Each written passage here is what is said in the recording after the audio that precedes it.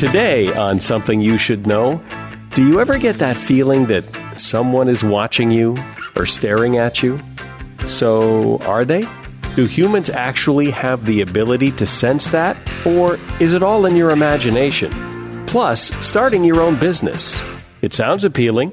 If you look at it in terms of a career, to spend 3 years building something that you own that produces eventually great cash flow and builds equity, I think is far more attractive than just working for someone else in a job you don't like. But we've all heard that statistically 50% of all businesses fail, and those are pretty lousy odds. We think people that follow these correct principles that we've discovered have about an 80 to 90% chance of success, as opposed to a 50-50 chance of success. And how to make the perfect peanut butter and jelly sandwich. You think you know, but there's more to it than you realize. All this today on Something You Should Know.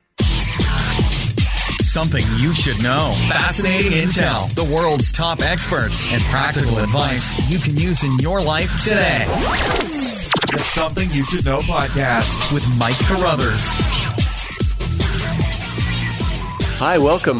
You know, I think everybody, sooner or later, everybody has an idea for a product or a service or some kind of business idea.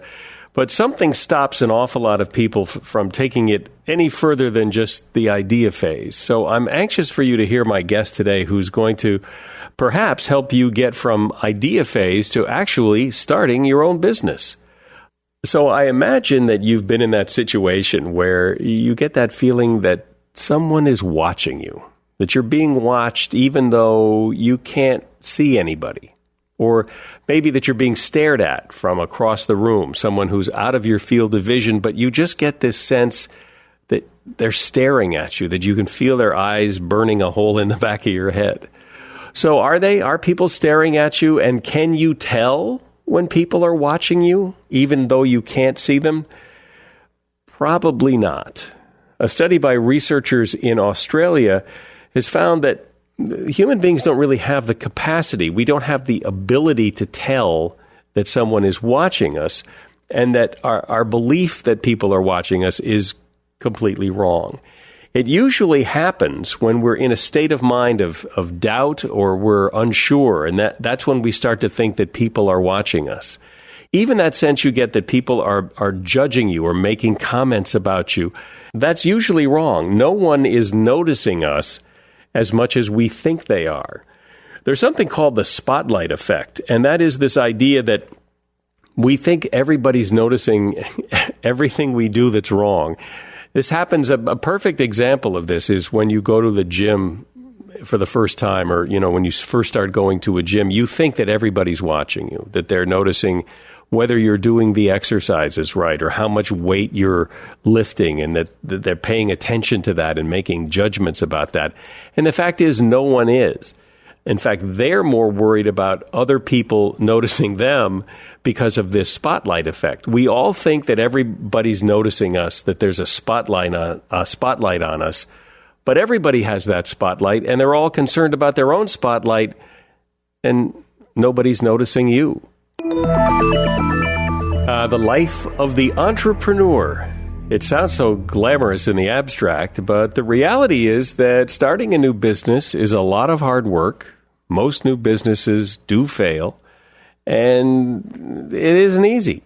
So what's the reality? Well, I'm anxious for you to listen to Michael Glauser. He is an entrepreneur himself, and he has helped, I don't know how many, an awful lot of entrepreneurs get their businesses off the ground. He has a refreshingly optimistic attitude towards entrepreneurship, and he's written a book called Main Street Entrepreneur, Build Your Dream Company, Doing What You Love, Where You Live. Welcome, Michael. And so what's your take on this? My sense is that just about everybody has an idea for a business. I mean, is it a pretty universal desire? Well, just about everybody has a business idea that I talk to, but they're afraid to do it, as you mentioned. And I think the reason the failure rate is so high is they launch an idea rather than an opportunity. And if you really understand the key components of a true business opportunity, your success rate goes up dramatically and the failure rate goes down significantly. And we think people that follow these correct principles that we've discovered have about an 80 to 90% chance of success as opposed to a 50-50 chance of success. So it's really knowing what constitutes a true business opportunity and making sure you launch an opportunity, not just your idea. Well, explain then the difference between an opportunity and an idea, because I think to many people they sort of sound the same, or at least one comes after the other, but what's the distinction? Yeah, we've actually documented this pretty clearly in the research that we've done. An idea is something you think up on the couch while you're watching a football game or in the shower or whatever, and you really don't know that much about that industry, and you quickly go to the internet and you find out 10 other companies have done that same thing. But an opportunity is really when you're working or living in a marketplace. You're either working in a field or you're a serious consumer of products, and you see a significant problem, and you have real significant evidence that people need this thing that is missing. Second, you have to have experience either from working in that industry or a related industry, or you build a team of people that know that industry. And third, you need the resources, and it's not necessarily money, but it's a whole host of resources other than money, like mentors and advisors and maybe used equipment and, an office to work, a basement or whatever. And then probably the most significant thing is you have customers that are telling you, yeah, as soon as you finish that, I'll buy it, or they're even buying it before you build it, which is really the advantage of crowdfunding these days, is you can take that concept to the masses, and if they buy it, then you go ahead and build the product. And finally, the business model has to work, which means you have a significant gross margin, you have, an adequate profit margin, that the price is working with customers and with competitors. And so we call that the NERCA model. It's need, experience, resources, customers, and then the business model. Isn't that path, though, that you just outlined so eloquently full of bumps and twists and turns and that leave a lot of people demoralized and throw in the towel? Absolutely. And, it takes 3 to 5 years to produce a sustainable business with cash flow. And so in addition to those factors, you have to have a strong purpose. We call it a purpose-driven business. You have to be doing this for some bigger reason than just money or financial gain, or you won't hang in there. So you have to really love what you're doing. You have to want to create jobs in your town or for your family members. You have to want to solve a problem. You want to have to give better service than anybody else in the industry. And you have to have that, that purpose, and then that gives you the passion and tenacity to get through those 3 years, because you'll always find things that don't quite work. Even though you have these components in your model which increase your chance for success, you're going to have to pivot a couple of times, because once you introduce products, you might need to deal with packaging or pricing, or you might find a better channel of distribution. And so you have to weather through those 3 years. And if you make it 3, especially 5 years, you pretty much have a sustainable company. But to many people, that's a long time. That seems longer than, all these overnight success stories we hear about that, you just come out with this idea and, boom, you're rich. Yeah, exactly. So it has to be something you're very excited about doing, that you feel is making a contribution. But if you look at it in terms of a career, to spend 3 years building something that you own that produces eventually great cash flow and builds equity, I think is far more attractive than just working for someone else in a job you don't like during that 3-year period. And, it's not misery. It's exciting. It's fun to have people love your product. And you do produce cash flow early, but it just isn't consistent. You have to keep working until you've got consistent cash flow, usually through a variety of products as opposed to just one initial product. And that's what takes the 3 to 5 years, is to diversify a product line that reduces your vulnerability of a single item you're selling. Well, when you were describing this formula before, it sounded as if you were saying, go out and make sure that you've got customers before you start this business. Yeah, and some of the most successful businesses we've interviewed, they actually, they had customers, they worked in the industry, and people were saying, I need this, or I want this, or if you build this, I'll buy it. And, some of the great success stories we've discovered, people were lined up to buy before they even produced the product. And that's probably the most significant thing, is find a problem people are concerned about, a pain point, make sure you're perceived to be the credible person to solve it, get them to commit to that product line, and it produces immediate sales, early cash flow. Which is like fuel, I think, to people that if people are starting to pay for it out of the box, that keeps you going. Yeah, I have a saying. I say, make a few, sell a few, and learn a lot. Then make a few more, sell a few more, and learn a lot more. And, the ultimate test of whether a business concept works is simple. It's whether someone will buy something from you. So I say, get out there and sell, modify, make sure that they want to buy it. And if people buy it from you, it doesn't matter what I think or any other experts think. You have a business if someone will buy something from you. I have these people come to me almost daily saying, hey, I got this great idea, and I've learned that it's hard to predict, how far it's going to go and whether it's going to work. You just have to go out and see if people will buy it. It's very simple. It's what we've done for hundreds of years, basically, is we've found needs and we've sold people products and services. So that's really the key you hit upon. You have to find people to buy what you're doing.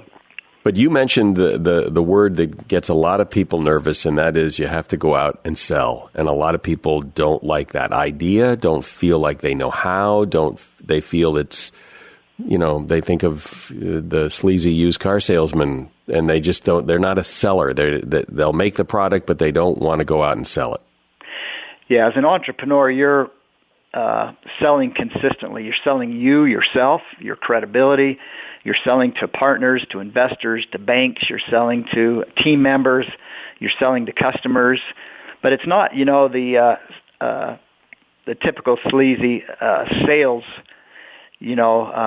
example that we think of. It's really that you're really passionate about this and you're excited about it and you want to solve people's problems and you want to make a difference in your community. And that passion kind of drives you through it. It's infectious. It's like throwing a rock out on a pond and it ripples out and touches everything around it. It's not, I have to go sell and I hate selling. It's something that you're really on fire about, and you can't ignite others unless you glow yourself. And so it's really creating a purpose-driven business, having the passion and tenacity to see it through, working with customers, over and over again, and modifying and pivoting until you get it right. And when you do, it's just the most rewarding thing that you can ever do, to take something from concept to cash flow to sustainability and create jobs and meet people's needs is, for me, one of the most exciting things I've done in my career. When people think about entrepreneurs, they think of, Steve Jobs and Bill Gates and all the Elon Musk and all these guys that start these great, big, huge, multi-billion-dollar companies, or people think, well, I need to come up with something new and something that no one's ever seen before. But what about, just starting another dry cleaner or, another brake shop? Well, that's the interesting thing is that, all the centers for entrepreneurship kind of hold up Facebook and Google and eBay as the models that you've got to get venture funding and you got to go public, and it's kind of like the gold standard. But the reality is that hardly anybody does that. Less than 1% of people that create businesses get venture funding, and only about 10% of those that get venture funding even ever go public. In fact, public companies have dropped from about 7,000 in the U.S. during the 90s to 3,700. They're about half of what they were. And the other 28 million of us that create businesses create smaller businesses that, don't get venture funding. They don't get private equity. And that's the trip I took across America for the book that I've just written, Main Street Entrepreneur, was really to look at all the rest of us. How do the rest of us create businesses? People that have a great idea, that live in a community that we love, that don't have any funding. And really, that's what America is all about. It's about smaller businesses. Smaller businesses create more than half of the jobs in this country and do, more than half of our revenue from organizations. And so I really wanted to take a look at just how do, everyday men and women create really successful, sustainable companies. And the book kind of outlines the formula for how you do that to give you the confidence that you can do it. And after I took that trip across the country and interviewed 100 of these really remarkable entrepreneurs, I believe even more strongly than before that really anybody can do this. But isn't there a difference between a great idea and a new idea? That, in fact, most new businesses today are copies of other businesses. If your town doesn't have a dry cleaner, that may be the perfect business. Yeah, it's really a matter of being in a community, seeing needs, and then you being the right one to fill those needs. And you don't have to create the latest, greatest technology. You know, about 70% of our businesses are just basic businesses that we need in our country. They're not technology-based. And, you know, even if there's one in your town, we compete these days based on service, providing better service, you know, better follow-up, better pricing, winning over a community of fans that love your company. You can always compete if your service is phenomenal, and you include customers in the very development of your business, and they choose you. And so it's very possible to create a great company without a remarkable game-changing idea or piece of technology. What's your take on, or maybe there's some research to support one way or the other, is it better to go it alone or with a partner or with your spouse or what?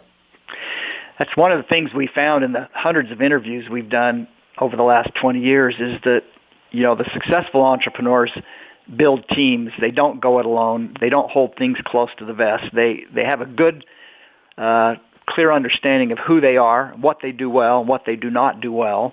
They look at what the business needs, and they get people to fill in all the missing pieces. So they don't just get their brother or their neighbor or a friend in their MBA class, but they get someone that has different skills than they do.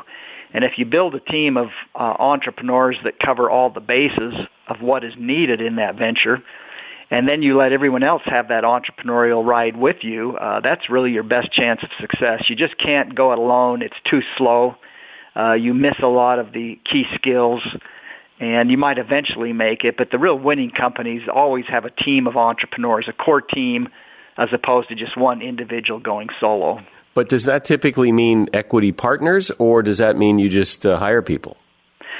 You know, it depends. If you really need a skill set and someone's willing to jump in and work with you, then often equity is the best way to motivate.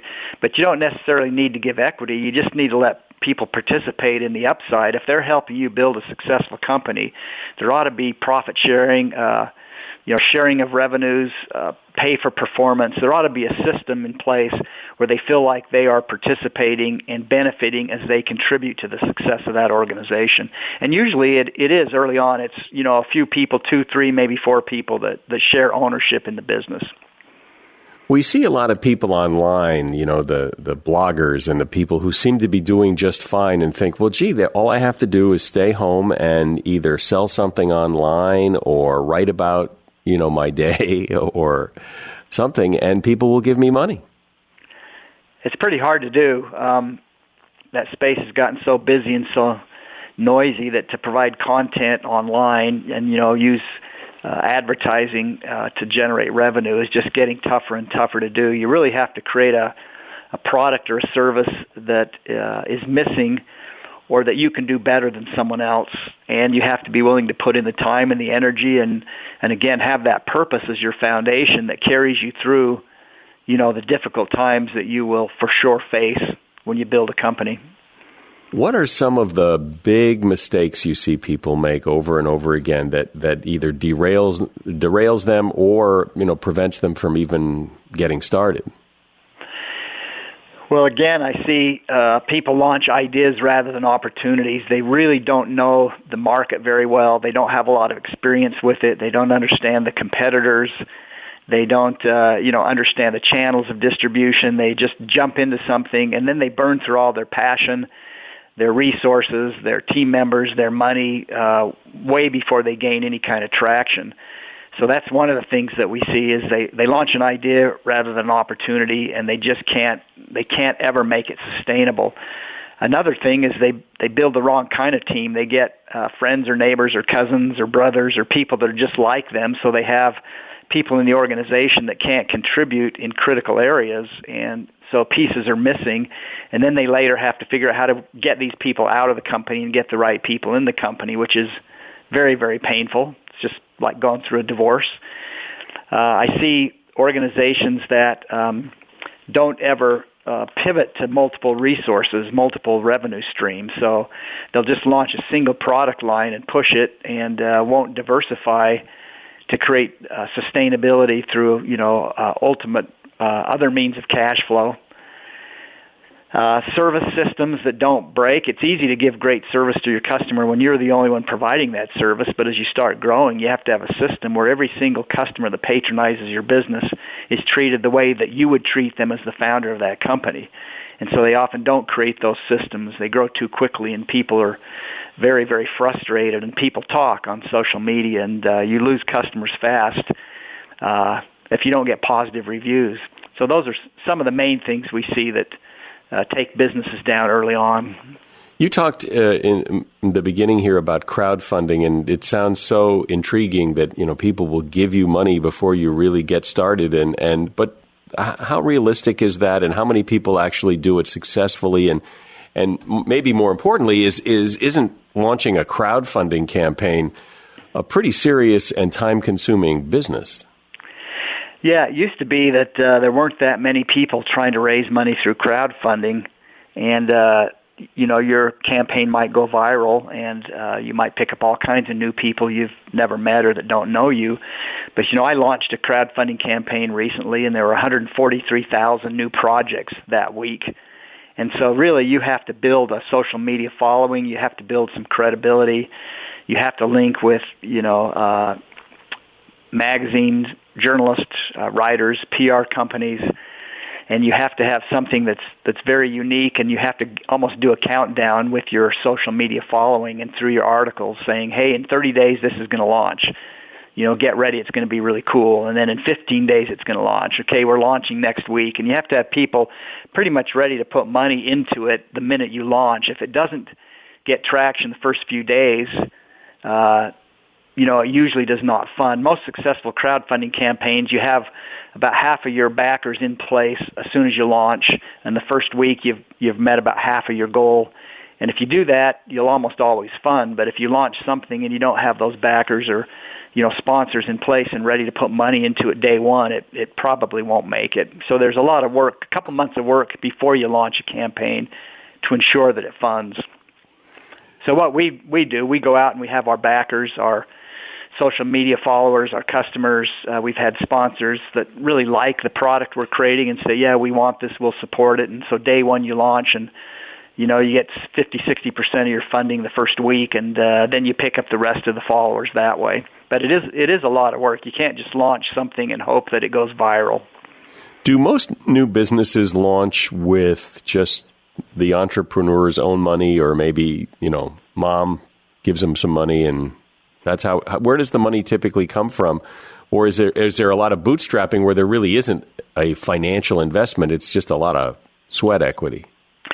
Yeah, most companies are started, almost 90% of companies across the country started through bootstrapping, which means you're getting creative and using all the resources you can cobble together on your own to start. So it might be personal savings.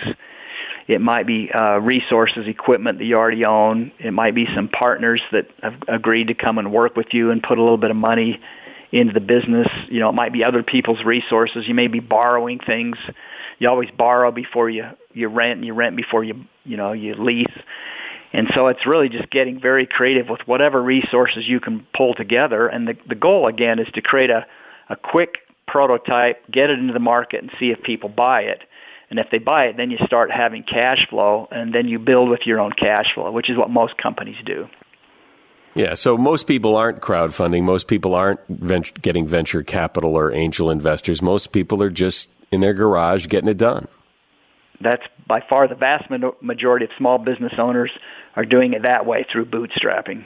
But you still have to get around, and I've interviewed a lot of people who've written books about entrepreneurship, and only one that I can remember who worked at one of these entrepreneur institutes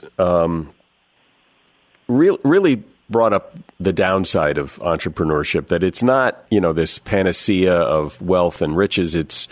You're probably going to make as much or maybe a little less than you did in your job, that, there's a chance that you're going to fail, you're going to work longer hours. I mean, it's not this wonderful, wonderful avenue to success that most people portray it to be. Yeah, it can be the highest of highs and the lowest of lows, and you will have both, no question about it, as you build a business. But it's very exciting to do something that you love, that you're passionate about, that other people love, They're excited. They feel like you've created a business that's sort of the envy of the industry. The highs are high enough to keep you motivated. And as I mentioned before, if you're going to spend, say, 5 years working for somebody else or 5 years trying to build a business, in the long run, if you have the training and the skills to build a successful company, you'll be far better off building your own business. You're going to be controlling it. You can change it if you need to. You can fix things quickly. And you're building equity, just like you build equity in a house. You're building something of value that is bigger than just your salary. And that's really quite exciting. Is there any statistics or research that says that entrepreneurs are becoming more successful? I mean, is the success rate getting better? Or is the failure rate getting better or not? It's pretty much been the same for decades. About 50% of our new businesses fail within 5 years, and about 70% of those businesses are gone within 10 years. So it's really somewhere around 35% of the businesses that are sustainable, that make it beyond, 10 years.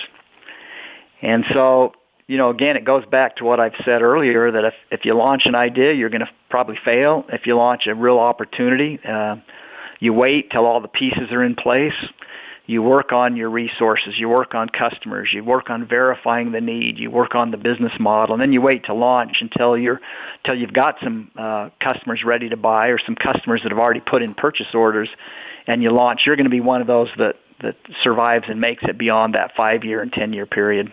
It does seem, though, that there are a lot of entrepreneurs who come up with an idea and convince themselves of the need that may not actually be there, but they're so sure that they find some evidence to support their position. Yeah, I always tell aspiring entrepreneurs, never fall in love with an idea. And in our workshops and our courses, we have them, look at 5 or 6 business opportunities that they might be aware of from their experiences, either as a user of the product or from working in an industry. And then we take those ideas through this model, this NERCM model that I mentioned, and they actually get ratings, objective ratings of how high each idea scores. And then we say, launch an idea that you're passionate about that also has the highest probability for success. So never fall in love with a single business idea. Well, having been an entrepreneur a good part of my life, I have a great deal of respect for people who take the risk and take the plunge, and I respect people who help those people take the risk and take the plunge, and I think what you have to say can be very helpful to a lot of people. Michael Glauser, he is author of the book Main Street Entrepreneur, Build Your Dream Company, Doing What You Love, Where You Live. Thank you, Michael. Okay, thanks so much. Bye-bye. Bye-bye. The peanut butter and jelly sandwich. While it's not gourmet dining, there is a bit of an art to it. And the folks at SeriousEats.com went through a whole series of tests to determine what are the elements you need to make the perfect peanut butter and jelly sandwich. Now, first of all, the bread. They tasted several breads, and they ruled out things like rye and pumpernickel, and mostly they liked white bread. Wheat's probably okay, but of the white bread, the plain white bread that they tested, they preferred the Pepperidge Farm brand the best. Now, for the peanut butter, creamy trumped crunchy, and there were 2 winners. Whole Foods 365 Organic had the best taste, and Jif, plain old Jif, placed second with the perfect texture of peanut butter. Now, for the jelly. Now, this is subject to a lot of debate, but SeriousEats.com finally decided that Smucker's strawberry jam was the best jelly or jam for a peanut butter and jelly sandwich. And then there's the construction. The peanut butter and jelly ratio can make or break your sandwich. And they tested several, and the general consensus was 2-to-1 peanut butter over jelly. 2 parts peanut butter, 1 part jelly. And here's a tip. For a less soggy sandwich, you spread the peanut butter on both sides of the bread and then the jelly on one side on top of the peanut butter. And the peanut butter prevents the jelly from soaking into the bread. And that is something you should know. And a quick request, if you have a moment, to head over to iTunes and leave a rating and review of the podcast if you enjoy it. I sure would appreciate it. It only takes a moment. You have to have an iTunes account to leave a rating and review. But if you do, it'll just take a second, and it would mean a lot to me. Thanks for listening today to Something You Should Know.